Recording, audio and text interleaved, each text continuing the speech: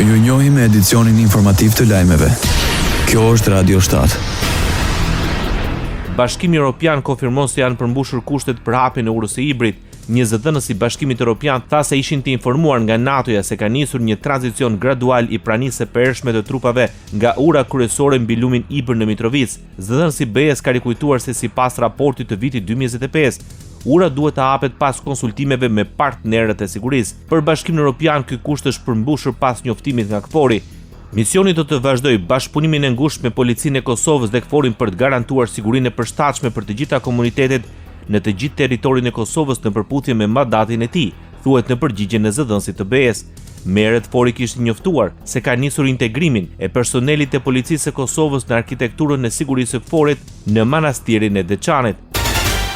Kryeministri Albin Kurti shman komentet për protestat e opozitës para qeverisë dhe thirrjeve për konstituimin e kuvendit. Në fshatin Livadic të Podujevës, kryeministri i Kosovës promovoi fillimin e ndërtimit të parkut industrial, projekti i Ministrisë së Industrisë, Ndërmarrësisë, Tregtisë dhe Inovacionit. Kurti tha se parqet industriale janë të dedikuara për bizneset vendore që synojnë zgjerimin, për diasporën që dëshiron të investojë kapitalin e saj, si dhe për investitorët ndërkombëtar. Sipas tij, nisja e këtij projekti bën një hap konkret në drejtim të zhvillimit ekonomik dhe rritjes së investimeve. Parqet industriale janë të menduara për bizneset vendore, të cilat duan të zgjerohen dhe të rrisin kapacitetin e tyre, për qytetarët tonë nga diaspora që duan të sjellin kapitalin dhe përvojën e tyre në vendlindje, si dhe për investitorët e huaj që shohin mundësi për të zhvendosur një pjesë të prodhimit të tyre në Republikën e Kosovës. Sipas Kurtit, qeveria do të vazhdojë me investimet pasi kjo nënkupton më shumë vende pune, të ardhura më të larta për familjet dhe zhvillim të mëtejshëm të bizneseve. Si qeveri, do të vazhdojmë të investojmë në zhvillimin e sektorit privat dhe krijimin e kushteve më të mira për investime dhe prodhim. Sepse kjo nënkupton më shumë vende pune, më shumë të ardhura për familjet dhe gjithsesi më shumë mundësi për të rinjtë tonë.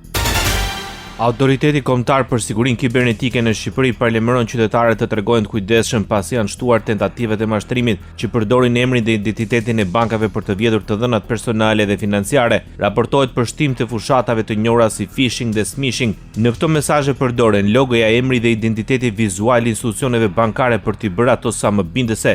Qëllimi është të bini qytetarët të klikojnë në lidhje mashtruese ose të japin informacione konfidenciale si pini, fjalkalimet, kodet OTP apo të dhënat e kartës bankare. Për këtë arsye, autoriteti u bën thirrje qytetarëve të mos të reagojnë menjëherë pas mesazheve që krijojnë ndjesinë e urgjencës dhe të mos ndajnë asnjëherë të dhënat e tyre bankare përmes SMS-ve, emaileve apo telefonatave.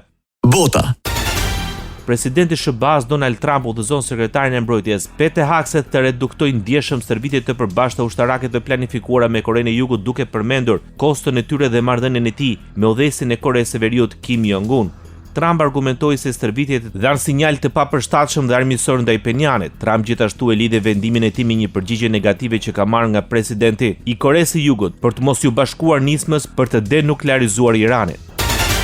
Skadon afati 60 ditori vendosur nga Shtetet e Bashkuara të Amerikës dhe Irani për arritjen një marrëveshje më të gjerë. Palët ende nuk kanë arritur një marrëveshje konkrete. Afati ishte pjesë e një memorandumi mirëkuptimi të nënshkruar më 17 qershor nga presidenti amerikan Donald Trump dhe presidenti iranian Masoud Pezeshkian pas më shumë se 3 muajsh konflikti të ashpër. Marrëveshja e përkohshme synonte ndalimin e armiqësive dhe hapjen e rrugës për një marrëveshje përfundimtare që do të jepte fund konfliktit në disa fronte. Mes 14 pikave kryesore ishte rihapja e ngushticës së Hormuzit, lehtësimi i disa kufizimeve financiare ndaj Iranit dhe nisja e bisedimeve për programin bërthamor të Teheranit.